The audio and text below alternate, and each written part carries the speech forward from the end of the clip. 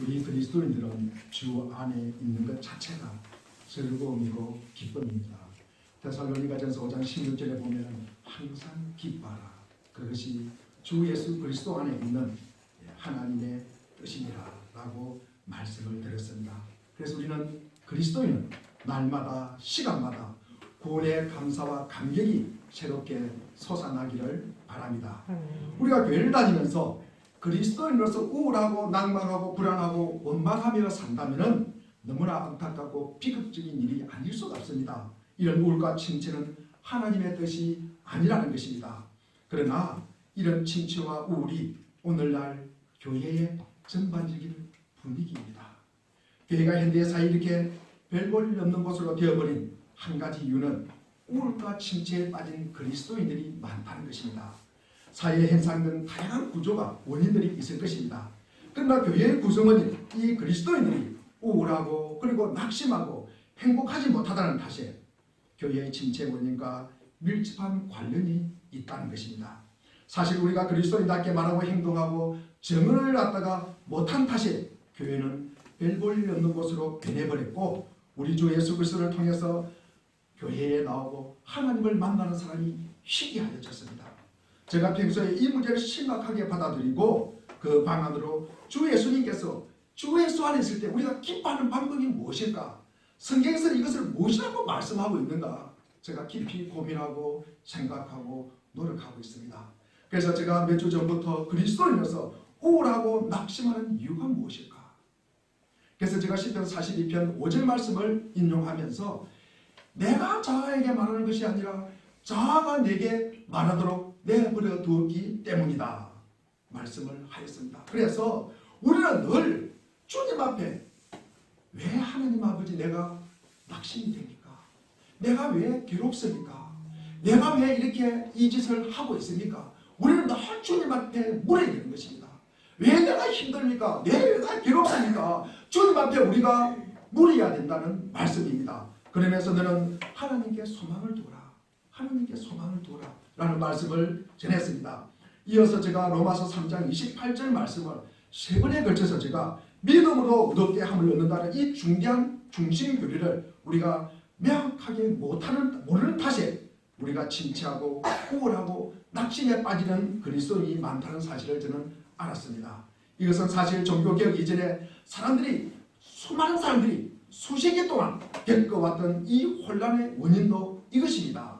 종교개혁을 통해서 교회는 첫 메시기 이후에 맛보지 못했던 이 평안과 그리고 행복과 기쁨과 안식을 되찾았는데 이 모든 일들이 우리가 믿음으로 얻게 된다는, 믿음으로 얻게 하였다는 이 사실을 우리가 재발견한 것입니다.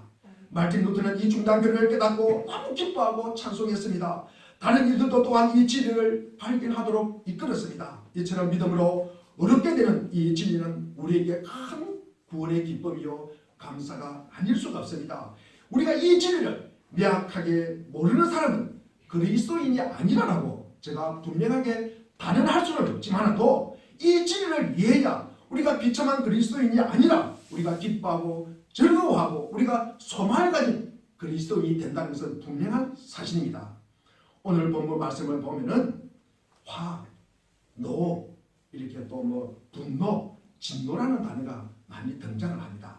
특히 요즘에 분노 조절 장애라는 용어를 신문지상에서 자주 접하게 됩니다. 이 분노를 스스로 조절하지 못하는 것을 정서적 장애라고 여깁니다. 이런 표현에서 볼 수 있듯이 우리가 분노라고 하면 거의 대부분이 분노는 부정적으로 생각합니다. 화내지 말아라. 화내는 것은 나쁘다. 이렇게 이야기를 합니다. 그렇지만 분노가 항상 부정적인 것만은 아니다는 사실을 오늘 성경에서 말씀하고 있습니다.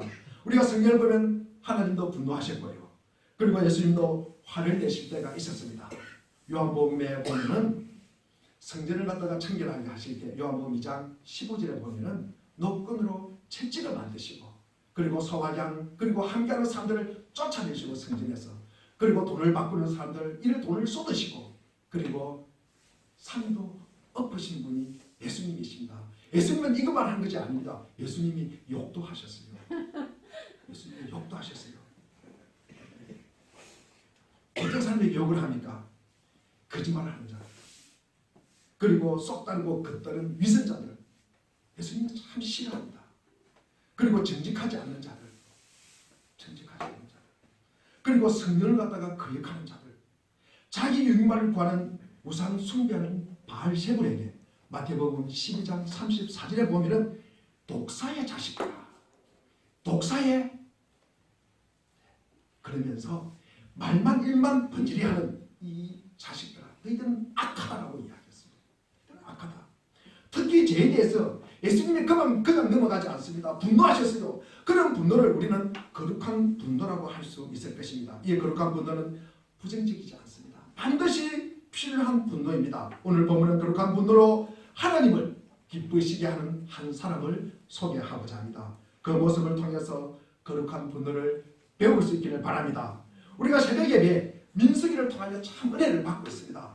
민수기뿐만 아니라 성경 전체는 사실 구원에 관한 교과서입니다. 이스라엘 백성들이 출애굽 여정을 통해서 고난과 기쁨과 어려움을 당해요. 여러 가지 환난을 당합니다. 때로는 원망과 아픔을 갖다가 토로합니다. 이 내용은 오늘 사는 우리에게 보여주시면서 하시는 말씀입니다.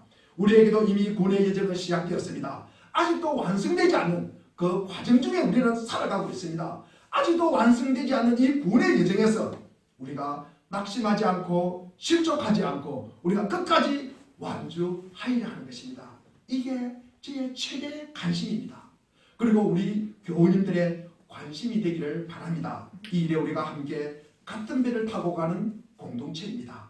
오늘 본문에서 보는 바와 같이 많은 하나님의 백성들이 유혹에 넘어가고 삶에 실족하는 모습을 보게 됩니다. 본문에서 이스라엘 백성들이 시딤이라는 곳에 머물러 있을 때 어떤 일이 일어났습니까? 우리 오늘 1절부터 4절까지 말씀을 우리 같이 한번 읽어보겠습니다. 시작. 이스라엘이 시딤에 머물러 있더니 그 백성이 모압에서 공격하기를 시작한다. 그 여자들이 자기 신들에게 제사하되 이스라엘 백성을 청하되 백성이 먹고 그들의 신들에게 청하고 이스라엘이 바알볼에게 나아가니라. 여호와께서 이스라엘에게 진노하시니라. 시딤은 이르고에서 보면은 요단강 동쪽으로 한 11km 정도에 떨어져 있는 곳입니다. 그래서 모압하고 가까운 곳입니다. 이 출애굽을 하여 이스라엘 백성들이 그곳에 진을 쳤습니다. 모압, 그런데 그곳에서 모압 여자들과 음행하는 가슴 아픈 일이 벌어집니다. 모압의 여자들이 자기 신들에게 제사할 때 이스라엘 백성들을 갖다 오라고 요청합니다. 그런데 이스라엘 백성들이 그 요청을 받아들여서 함께 먹고 함께 그들의 신들에게 절합니다. 머리를 숙입니다. 이스라엘 백성들이 바알볼, 즉 부올의 바알에게 가담하게 된 것입니다. 이 바알볼은 부올 지방의 바알이라는 뜻으로 부올이라는 지방에서 섬기는 이 바알신을 갖다가 가리킵니다. 우리가 3절에 이 가담하다라는 뜻은 우리가 결합하다, 우리가 묶다라는 뜻입니다. 하나가 되는 것입니다. 그래서 이스라엘 백성들이 바알볼에게 가담한 것은 바알볼과 하나가 되었다. 거기에 결합이 되었다. 그들과 함께 묶여져 있다는 것입니다. 이스라엘 백성들이 바알볼과 결합하였다는 뜻입니다. 그래서 우리 그들과 함께 마시고 그리고 먹고 절함으로써 이 우상인 바알과 결합하였다는 것입니다. 그것은 그들이 심각한 우상 숭배에 빠져 있다는 발언입니다. 참으로 기가 찰 노릇입니다. 이 이스라엘 백성이 어떤 백성입니까? 하나님만 사랑하고 섬겨야 할 하나님의 백성들이 우상을 갖다가 섬기다니, 더구나 모압 여자들과 음행을 하면서 말입니다. 하나님의 말씀을 외면하고 자기의 정욕에 빠진 이 이스라엘 백성들의 모습을 보게 됩니다. 도대체 왜 이런 일이 일어났을까? 왜 이런 일이 일어났을까? 이 일을 모의한 사람이 누구입니까? 바로 선지자 발람입니다. 오늘 본문 바로 앞에 있는 이 민수기 22장과 24장에 보면은 발람에 관한 내용이 나옵니다. 이 발람은 거짓 선지자입니다. 이스라엘 백성이 모압 평지에 지내쳤을 때 이 모압이 치니까 이 모압왕 발람이라, 발람이 아니고 모압 왕은 발람입니다. 발람. 이 발람이 보니까, 아니 우리 민수기 22장 3절에 보니까 이스라엘 백성이 너무 많은 거예요. 이스라엘 백성이 너무 많으니까 겁이 났어요. 겁이 나서 이거 어떻게 하면 좋을까? 이 발람이 고민한 끝에 이 발람이라는 선지자를 불러가지고 이스라엘 백성들을 갖다가 저주하는 기도를 갖다가 해야 되겠다. 그렇게 생각합니다. 그러나 이 하나님께서 발람의 이 거짓 선자의 입을 갖다가 봉해버립니다. 이스라엘 백성이 이 민수기 22장 12절에 보니까 하나님께서 말씀해요. 여호와 이 이스라엘 백성들은 복을 받은 민족이에요. 이스라엘 백성은 모두를 복을 받은 민족이래요. 그래서 너가 저주하면 안 된대요. 저주하면 안 된다고 합니다. 하나님께서 발람의 입을 막아서 이스라엘 백성을 저주하지 못하게 합니다. 그렇지만 민수기 22장 17절에 보면은 모압 발락이 이 선지자 발람에게 가서 꼬십니다. 유혹을 합니다. 그대를 높여 크게 존귀하게 해주겠다. 그대를 높여서 크게 존귀하게 해주겠다. 그러면서도 장로들이 뇌물을 가지고 들고 성경은 복채라고 기록하고 있습니다. 복채를 주는 게요, 이 발람에게. 그런데 그게 그냥 발람이 넘어가는 거예요. 그래서 발람이 모압으로 가기 위해서 나귀에다가 안장을 얹습니다. 그러면서 모압으로 가기 위해서 출발을 하려고 할 때 그때 이 선지자 발람은 이 모압으로 가는 길에서 여호와의 사자를 갖다가 보지를 못해요. 그런데 누구를 봅니까? 나귀는 봐요. 나귀 눈에는 이 하나님께서 이 나귀의 눈을 여셔가지고 여호와의 사자가 자기를 갖다가 못 가게 하는 거예요. 여호와의 사자가 앞에 탁 버티고 있는 거예요. 그래서 이 나귀가 객길로 갑니다. 이 발람이 생각할 때는 여호와의 사자를 보들 못하니까 자기가 생각하는 길로 가지 않는 거예요. 그러니까 발람이 어떻게 합니까? 나귀를 갖다가 3번 때리잖아요. 그때 여호와 하나님께서 이 우리 민수기 22장 8절 말씀 우리 한번 읽어보겠습니다. 민수기 22장 28절. 우리 한번 읽어보겠습니다. 시작. 여호와께서 나의 입을 여시니 발람에게 이르되 내가 당신에게 무엇을 하였기에 나를 이같이 심으로 때리느냐. 성경은 짐승이 이야기하는 것이 두 군데 나와요. 우리 창세기 3장에 보면 뱀이 하와를 갖다 유혹할 때 선악과를 먹으라고 할 때 한 번 나오고 여기에 나옵니다. 나귀가 이 발람에게 이야기할 때 이 이야기를 해요. 발람이. 그러면서 나귀는 보는 여호와 사자를 이 발람은 보지 못한다. 그런 내용이 나옵니다. 그래서 이 결국에는 뭡니까? 이스라엘 백성들을 이 곤란한 상황, 이런 이 발람이 이스라엘을 갖다가 결국 곤란하게 합니다. 어려운 갖다가 몰고 갑니다. 그러면서 이렇게 제안한 것이 발람입니다. 그래서 이 발람의 계략이 성공을 하게 되는 것입니다. 우리가 성경 전체를 다 살펴봐도 이스라엘 백성들이 저지른 이 우상 숭배보다도 더 큰 죄는 없을 것입니다. 그리하여 하나님은 이 이스라엘 백성들에게 크게 진노하셨다라고 성경은 기록하고 있습니다. 진노하신 하나님은 모세에게 어떤 명령을 내리십니까? 우리 4절을 읽어보겠습니다. 4절 말씀을 본문 4절 말씀을 읽겠습니다. 시작. 여호와께서 모세에게 이르시되 백성의 수레를 잡아 태양을 향하여 여호와 앞에 목매어 말라. 그리하면 여호와의 진노가 이스라엘에게서 떠나니라. 왜 하나님이 백성의 지도자를 잡아서 태양을 향하여 이 여호와 앞에 목을 매달았습니까? 그것은 미디안의 여인들이 주로 백성의 지도자를 유혹하여 이 지도자들의 음행과 우상 숭배의 죄를 이 죄에 앞장섰기 때문입니다. 이들이 선도했기 때문입니다. 태양을 향하여 여호와 앞에 목을 메어 죽이기 때문에 그 태양을 향하여 목매어 달게 함으로써 우상 숭배자들의 이 비참한 종말이 이스라엘 백성들에게 어떤 것인지를 보여주고 있습니다. 5절에 보니까 모세는 이스라엘 재판관들에게 또 말합니다. 당신들은 제각기 당신들의 남자들 가운데 이 바알볼에 가담한 자들을 갖다가 죽이라고 말합니다.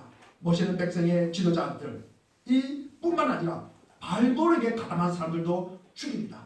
그렇지만 이스라엘 재판관들에게 그 명령을 내림으로써 정당한 조사와 재판의 과정을 갖다가 거치게 합니다. 하나님은 이스라엘 백성들의 공동체가 음행과 우상 숭배의 죄에 물드는 것을 결코 원하지 않으세요. 하나님은 이것을 철저히 이스라엘 백성들을 죄에서 분리하고 싶은 것입니다. 그것을 죄를 차단하고 싶은 것입니다. 그래서 결국 마지막에 할 수 없이 이스라엘 백성들을 죽이게 되는 모습이 나타나게 됩니다. 그래서 이 모든 하나님의 작업은 죄와 분리를 시키는 작업이다. 그래서 하나님은 그 죄를 범한 사람들을 죽이되 우상 숭배의 종말에 끔찍한 것을 교훈적으로 보여주도록 죽이게 하였습니다. 하나님이 모세에게 취하게 한 조치에서 우리는 하나님의 분노를 우리는 알 수가 있습니다. 이스라엘 백성들이 온 회중이 해망문에서 통곡할 때 충격적인 사건이 또 발생합니다. 어떤 사건이었습니까? 우리 6절을 갖다가 같이 한번 읽어보겠습니다. 6절 시작. 이스라엘 자손의 온 회중이 해망문에서 울 때 이스라엘 자손 한 사람이 모세와 온 회중의 눈앞에 미디안의 한 여인을 데리고 그의 형제에게로 오지라. 이어서 우리가 9절에 보면 그러나 그 연병으로 인하여 이미 죽은 사람이 24,000명이었더라. 6절에서 말하는 이스라엘 자손의 온 회중이 해망문에서 울었다는 것은 바로 이 전염병으로 인한 슬픔의 눈물이었습니다. 물론 우리가 4절 5절에서 본 것과 마찬가지로 바알볼에게 가담하여 죽은 사람들의 가족들이 흘리는 눈물도 거기에는 포함되어 있었을 것입니다. 이처럼 이스라엘 백성들이 시딤에서 행한 이 음행과 우상 숭배는 실로 24,000명이나 죽는 엄청난 전염병이었습니다. 그런데 그런 상황에서도 은혜는 계속되었다는 말씀이 6절에서 하고 있습니다. 온 회중이 통곡하고 있을 그때에도 여전히 그 은혜는 사라지지 않았다는 것입니다. 보십시오. 이 은혜로 인해서 죽어가는 백성들이 있어요. 거기에도 통곡하는 백성들이 있어요. 그리고 뭡니까? 우리 6절에 보니까 이 모세와 그리고 이스라엘 백성들이 보는 앞에서 여인을 데리고 막사로 들어갑니다. 뭐하러 들어갑니까? 뭐하러 들어가요? 이 그 은혜는 너무나 지독한 일입니다. 지독한 일이에요. 이 은혜는 너무나 재성이 가득한 것입니다. 이 은혜니 인하여 우상 숭배는 우리가 에베소서 5장 5절에 보면은 이런 자들은 하나님의 나라를 기업으로 받지 못합니다. 기업으로 받지 못한다. 예. 그래서 우리 14절에 보면은 오늘 본문 14절에 이어서 보면은 그 이스라엘 자손은 시므리 지파의 지도자 중 한 명인 시므리다. 그리고 15절에 보면은 그 여자는 누구냐? 미디안의 지도자 수레의 딸 고섭이라고 기록하고 있습니다. 우리가 8절을 갖다 우리 같이 한번 읽어보겠습니다. 오늘 본문 말씀 8절을 읽겠습니다. 시작. 그 이스라엘 남자를 따라 그의 박사에 들어가 이스라엘 남자와 그 여인의 곁들어서 두 사람을 죽이니 영명이 이스라엘 자손에서 그쳤다. 정말로 세상에 이런 일이 우리가 정말로 세상에 이런 일이 그러나 일어났다는 것입니다. 하나님의 뜻을 정면으로 거슬러 음행과 우상 숭배를 자행한 이 자행을 위해서 하나님의 진노가 너무나 무섭습니다. 그 진노로 인해서 이스라엘 백성들의 희망문 앞에서 통곡하고 있는 상황입니다. 그런 중에도 이런 일을 저질렀다는 것은 우리가 상상조차 할 수 없는 일입니다. 시므리가 하나님의 뜻과 하나님이 원하시는 이 거룩함을 경멸한 그 정도를 우리는 상상조차 할 수가 없다는 것입니다. 조금 전에 본 것과 마찬가지로 동물보다 짐승보다 못하는 모습을 분명히 보여주고 있습니다. 그 상황을 지켜보던 제사장의 손자 일라살의 아들 비나스가 가만히 있을 수가 없습니다. 우리가 7절과 8절 말씀을 보면은 비나스는 크게 분노했습니다. 그런 창을 들고 이 시므리의 막사에 들어가서 음행하는 시므리와 고스니를 한 창으로 그 배가 꿰뚫었다는 것입니다. 그래야 그 전염병이 그쳤다. 24,000명이나 죽는 사람들이 죽은 전염병, 정말로 상상조차 할 수 없는 만큼 끔찍한 전염병이 발생했을 정도로 시딤에서 일어난 이 사건, 특히 그 중에서도 시므리가 고스비와 함께 더불어 행한 그 범죄는 하나님의 큰 분노를 샀습니다. 그러나 비나스가 그 일로 행한 이 시므리와 고스비를 죽였을 때 전염병이 그쳤다는 것은 하나님이 비나스의 행위를 크게 기뻐하셨다는 말씀입니다. 하나님은 시므리와 고스비를 죽인 이 비나스에게 무엇을 약속했습니까? 우리 10절과 13절에 그 내용이 나와 있습니다. 하나님은 11절에 모세에게 이렇게 말씀합니다. 우리 11절 읽어보겠습니다. 11절만 읽겠습니다. 시작. 제사장 아론의 손자 엘사람의 사람을 비나스가 내 질투심으로 질투하여 이스라엘 자손 중에서 내 돌을 돌이켜서 내 질투심으로 그들을 쫓아내지 않게 하였도다. 아멘. 하나님은 비나스의 행동이 개인적인 감정에서 비롯된 것이 아님을 분명히 말씀하여 주고 있습니다. 비나스는 하나님의 질투심으로 질투를 하였다. 성경에 기록되어 있는 하나님의 질투심으로 질투를 하였다. 이것이 우리의 에너지가 되기를 바랍니다. 여기서 말하는 질투란 하나님만을 사랑했던 이 이스라엘 백성들이 하나님이 아닌 이 우상을 섬긴 것에 대한 하나님이 가지신 감정을 갖다가 나타내고 있는 것입니다. 하나님은 왜 이토록 우상 숭배를 싫어할까? 음행을 저주하실까? 우리가 이 말씀을 우리가 에스겔을 보면은 참 정확하게 기록되어 있습니다. 우상 숭배가 단지 우리는 하나님을 숭배하는 그런 문제가 아니라 정결의 문제임을 우리에게 보여주고 있습니다. 에스겔 20장 30절에 보면은 너희가 조상들의 풍습을 따라 너희 자신을 더럽혔다. 이 우상 숭배를 갖다 이렇게 이야기하고 있습니다. 너희는 우상 숭배하는 것이 너 자신을 갖다가 더럽히는 것이다. 31절도 너희 자신을 갖다가 더럽히는 것이다. 너희들이 우리 31절 한번 읽어볼까요? 우리 31절 한번 읽겠습니다. 시작. 너희가 또 너희 아들을 가져서 불 가운데 지나가며 오늘날에 너희 자신을 우상으로 말미암아 더럽히느냐? 이스라엘 족속아 너희가 나에게 묻기를 내가 용납하겠느냐? 주 여호와의 말씀이라. 내가 나의 삶을 두어 맹세하노니 너희가 내게 묻기를 내가 용납하겠느냐? 아멘. 재물에 눈이 멀고 편하게 눈이 넓는 진리가 보이지 않습니다. 진리가 보이지 않아요.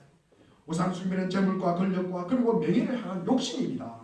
정욕을 향한 욕심입니다. 이것이 뭡니까? 우상을 통해서 투영되는 것입니다. 결국 우상 숭배는 욕심에 숭배하는 일로 나타나게 되는 거예요. 그것이 우리를 갖다가 더럽힌다는 말씀입니다. 우리가 그 욕심으로 인해서 우리가 집착하고 우리가 거기에 마음이 뺏기고 그리고 그로 인해서 우리의 삶이 파괴가 되는 것입니다. 우리는 우상의 힘을 빌려서 혹은 신의 힘을 빌려서 뭔가를 이루겠다고 생각하는 그 순간에 정작 우리 내면은 뭡니까?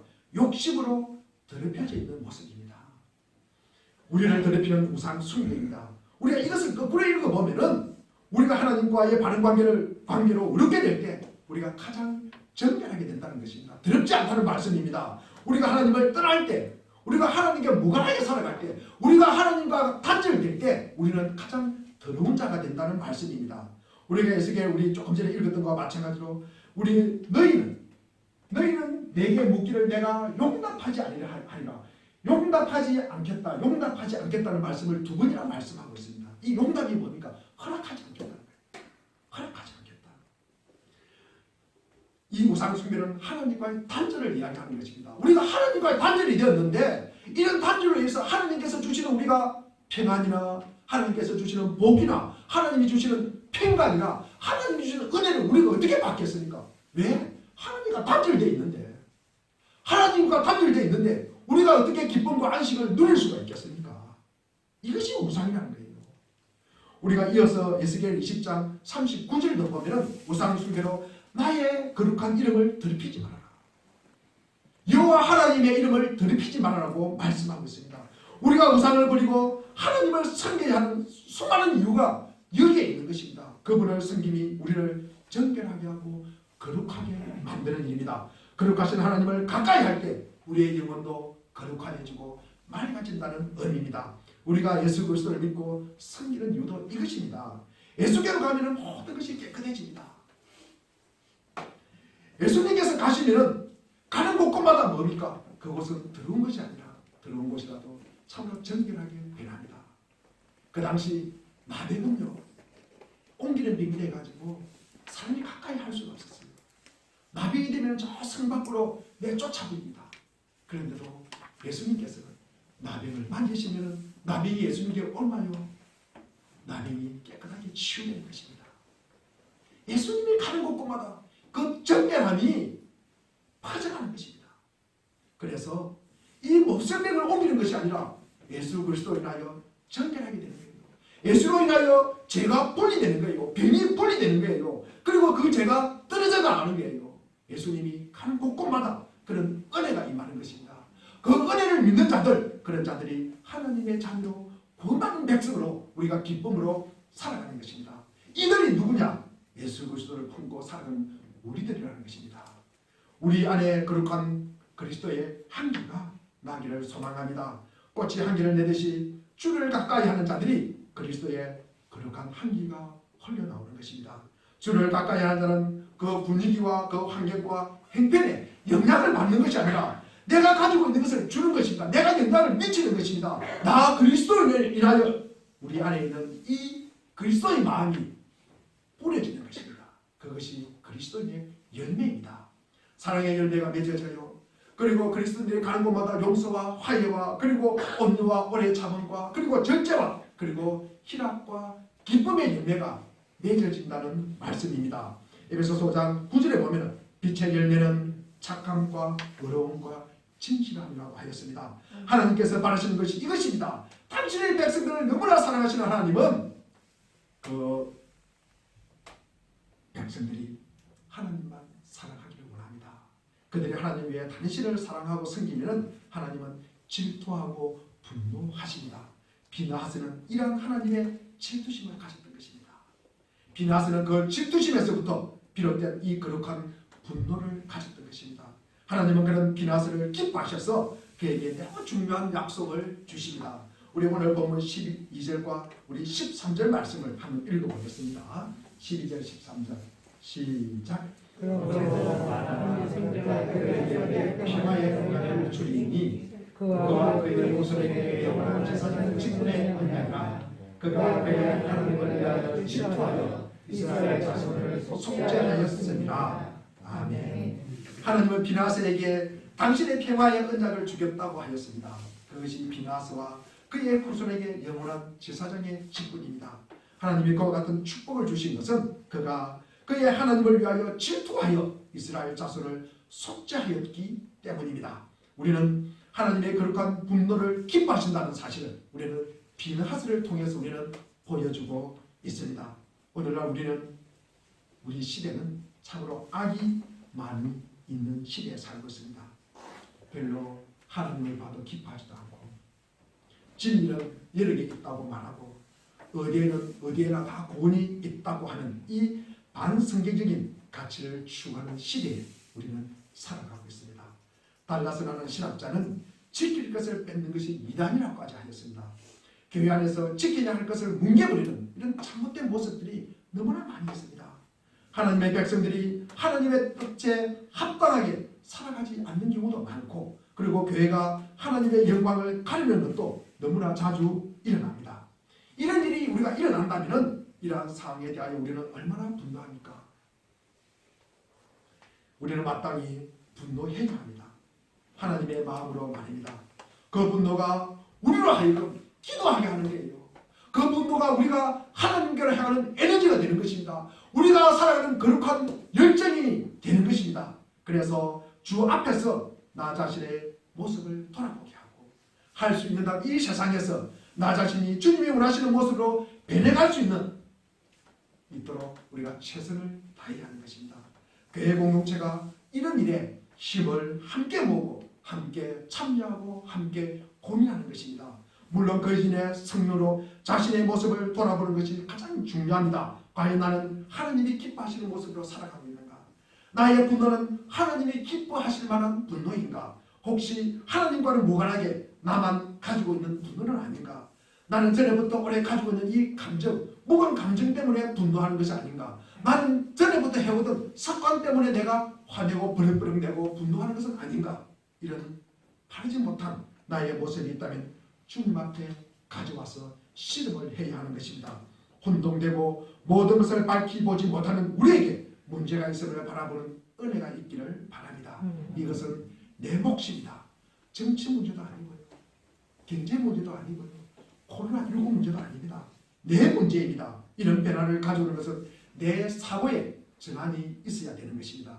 내 감정에 치우치거나 내가 가진 편견에서 비롯된 분노가 아니라 너무나 하나님을 사랑하고 질투하는 마음으로 분노함으로 이 세상과 교회를 우리가 바라볼 수 있는 우리 모두가 되기를 바랍니다. 우상숭배는 우리를 더럽히고 주님과 단절하고 주님의 이름을 더럽히는 것입니다. 더러운 우상으로 나 자신을 더럽히는 어리석은 인생이 아니라 오직 거룩하신 하나님과의 바른 관계를 맺으며 성령으로 나 자신도 정결하게 되는 복된 인생, 그리고 주께서 기쁨과 감격과 그리고 평강을 받아 누리는 인생이 되기를 간절히 소망합니다. 아멘. 기도하겠습니다.